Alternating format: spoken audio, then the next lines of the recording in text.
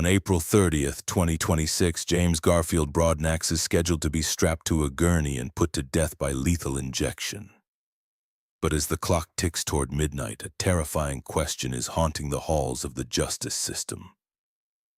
Is Texas about to kill a man for a crime he didn't commit?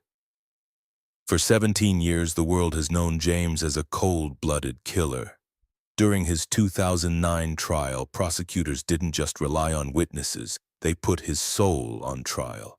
They took 40 pages of his handwritten rap lyrics, verses he wrote in a jail cell, and read them aloud to the jury. They used his art to prove he was a future danger, turning his own songs into the evidence that secured his death warrant.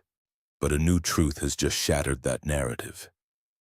James's own cousin, Demarius Cummings, has just come forward with a sworn statement. He isn't asking for mercy, he's asking for the blame. Cummings admits he was the one who pulled the trigger that night in 2008.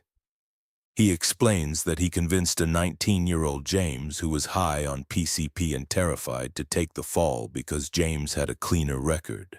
The physical evidence backs him up. While James's DNA was nowhere to be found on the weapon's trigger, Cummings' DNA was all over it. Yet even with a confession from the real shooter, the state is still moving forward with the execution. Top artists like Travis Scott and Young Thug are now joining the fight, arguing that a man's music should never be his death sentence. We are now in the final hours. Yet on one side stands a signed execution warrant. On the other, a cousin's confession and a total lack of DNA. Is this justice finally being served for two murdered men, or is it a system too proud to admit it caught the wrong person? Stay with us. The details of what really happened in that parking lot are about to change everything you thought you knew. It is June 19th, 2008. The sun is setting over a quiet industrial park in Garland, Texas. Inside the Zion recording studio, the air is filled with the sound of mixing boards and creative ambition. Swan, a 26-year-old gifted engineer, and Matthew Butler, 28, are finishing a long day of work. These weren't just names on a court document. They were young men building a legacy.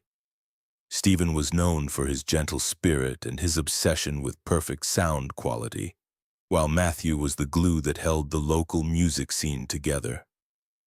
They had no idea that their lives were about to be cut short for the price of a stick-in-hand amplifier.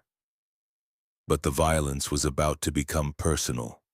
As the two men step out into the humid Texas night to load their gear, the shadows move. Two figures emerge from the darkness. There is no long conversation, and no room for negotiation.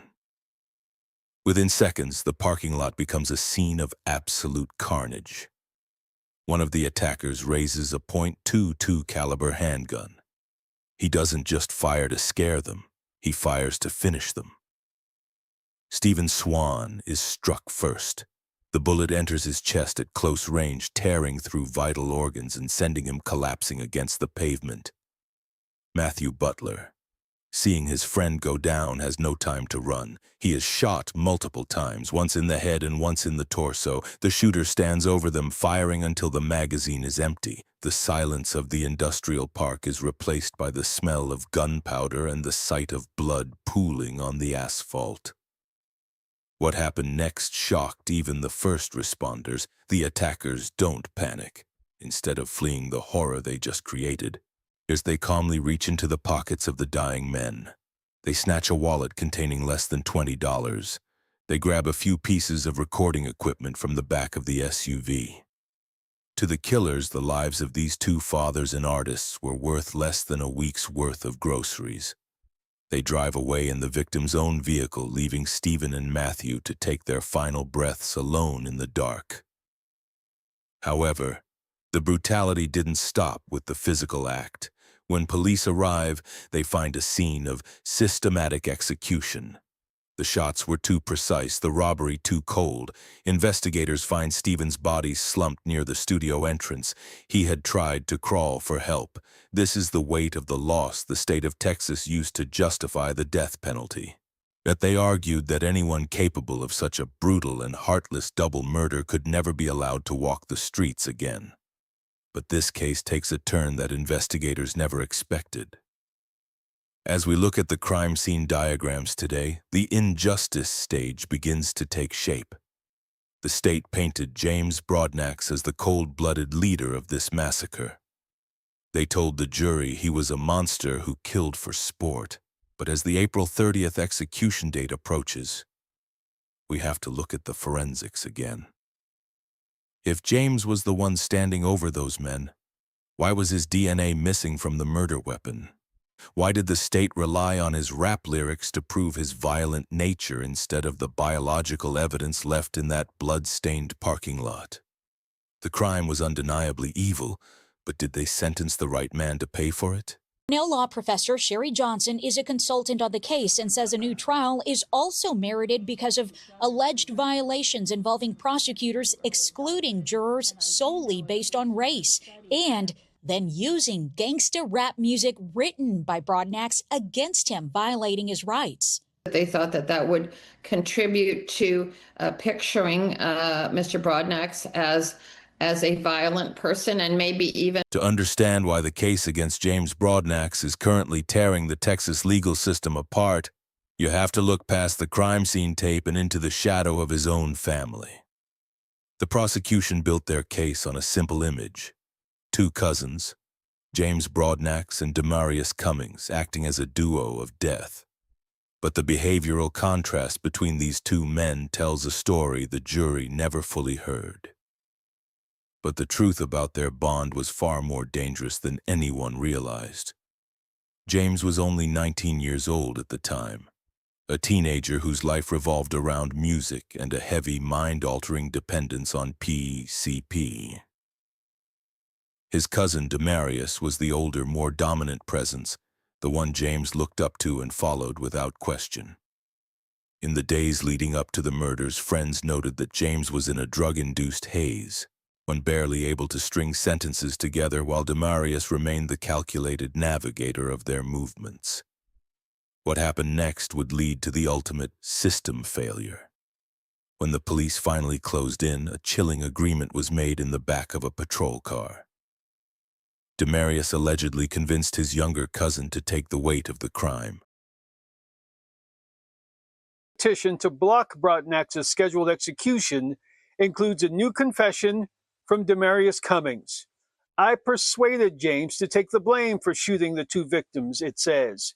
In fact, I was the one who shot the two victims, not James.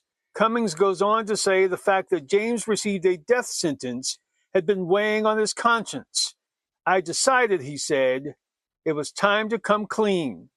Lawyers for James Broadnax have asked the Court of Criminal Appeals to overturn that death sentence based in part to this new confession. The logic was simple and predatory. You have a cleaner record, James. They'll be easier on you. James, terrified and still under the influence, agreed to shield the man he considered a brother. This wasn't a partnership of equals. It was a manipulation that would lead James straight to a death warrant. However, the physical evidence was screaming a different story. This is where the institutional betrayal becomes impossible to ignore. During the trial, the state of Texas pushed for the death penalty with a singular focus, yet they hit a massive forensic wall that should have stopped the execution in its tracks.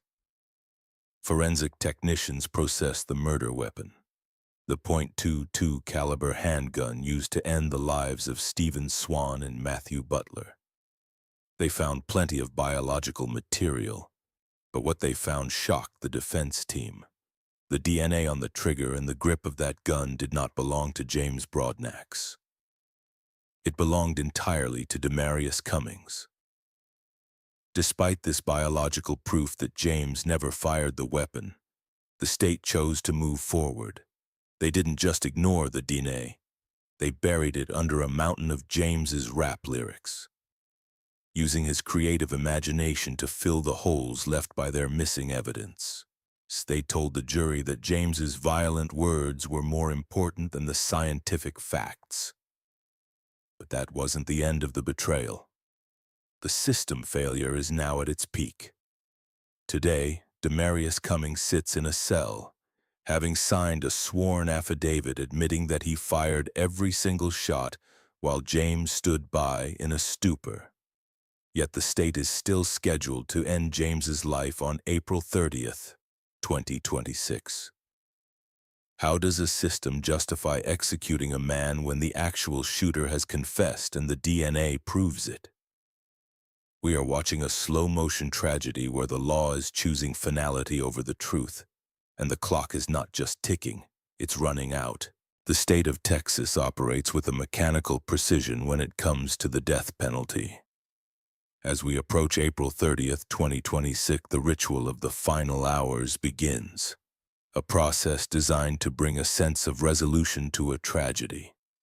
But for James Broadnax, every step of this ritual feels like a deepening of the system failure. But the countdown was about to get even more intense. In Huntsville, the protocol is unwavering. We see the preparation for the last meal, a tradition that usually signals the end of a legal journey. However, when a man's cousin has already confessed to the crime, this meal doesn't represent justice. It represents an institutional betrayal. What happened next would haunt the prison staff. We must look at the behavioral contrast of James in these final moments. But instead of the defiant, aggressive image the prosecution painted using his rap lyrics, reports from death row describe a man who has spent nearly 2 decades in quiet reflection. He isn't a future danger. He is a man watching the sand run out of an hourglass for a crime the forensics say he didn't commit. The violence of the clock, however, didn't stop for anyone. This is the injustice stage at its most visceral. We describe the walk to the execution chamber, the walls of Huntsville, with a rhythmic present tense narration that places the viewer right there on the cold floor. If the state proceeds, the resolution won't be the peace the victims' families deserve. It will be a permanent stain on the Texas justice system. But that wasn't the final word on the matter. On visual insert trial clip number 4, interviews with the families of Swan and Matthew Butler showing their conflicting emotions as the execution date looms. Even the families of the victims are caught in the wake of this system failure. They were promised justice in 2009, but now they are forced to wonder if the person paying the price is the one who actually took their loved ones away. This isn't just a legal debate anymore, it's a moral crisis that ends in less than 24 hours. The world is holding its breath for the final decision. As the clock in Huntsville nears 6 p.m. on April 30th, 2026, the state's cold mechanical ritual reaches its peak. This is the moment where the abstract becomes physical. In a small cell just feet away from the chamber, and the Putin's last meal is served, a tradition meant to offer a sense of resolution to a story that has been anything but peaceful. But for James Broadnax, this meal is a bitter reminder of a system failure that has lasted 17 years. The silence in that room, however, spoke louder than any court record. Every detail of these final moments is etched in protocol. The state prepares the gurney, the IV lines, and the witnesses. But there is a haunting question hanging over the Huntsville Unit that no protocol can answer. We have to look at the behavioral contrast of a man who has maintained his story since he was a teenager. What happened in those quiet hours would change the way the world looked at Texas justice. This brings us to the most heavy moment of the night. The final words in Texas is the condemned man is given a microphone to say whatever is on his heart before the lethal dose is administered. This is where we must ask you, the viewer, to run an existential simulation. If James Broadnax is truly innocent, if he is being executed for a crime his cousin has already confessed to, what would his final words be? Would he use his last breath to forgive a system that failed him, or would he use it to cry out one last time for a truth that was ignored? The weight of that thought is the ultimate institutional betrayal. Even for the families of Stephen and Matthew, But this moment is fraught with a different kind of pain. They came here for a resolution, but they are leaving with a shadow of doubt. If the state silences James today, the truth may be buried with him forever. We see the tears and the trembling voices of the loved ones who just want the nightmare to end. But the finality of the needle doesn't stop the questions from rising. As the gurney is wheeled into place, the eyes of the world are on Texas. Is this the end of a killer's path, or the beginning of a legacy of regret? The next 60 seconds will decide everything. The resolution of this story doesn't end with the closing of a cell door. It ends with a question that will echo long after April 30th. This is the moment where we move from the injustice stage to the final moral verdict. In these final minutes, we have to look at the reality of what a resolution looks like in the state of Texas. For the legal system, resolution means a completed execution and a closed file. But for the millions of people following the wrong man narrative, resolution looks like a catastrophic system failure. If the state silences James Broadnax while the DNA on the weapon belongs to a man who has already confessed, the institutional betrayal becomes a permanent part of our history. What happened next would ignite a firestorm of debate. Now we turn the lens on you. You've seen the 2008 crime scene diagrams, you've heard the 2026 confession from Demarius Cummings, and you've seen the lack of DNA on the trigger. Is this justice finally being served for Stephen Swan and Matthew Butler? Or is Texas about to commit an irreversible mistake? The truth is buried deep, but the clock has no mercy. We need to hear from you in the comments. Does the use of rap lyrics in a death penalty trial move us toward safety, or does it move us toward injustice? Use the comments section to deliver your own verdict. This is more than just a video. It is a record of a man's final hours. However, the list of those waiting on the gurney is growing. To see the full picture of the Texas justice system this year, unclick the playlist on your screen now. Every Texas execution scheduled for 2026.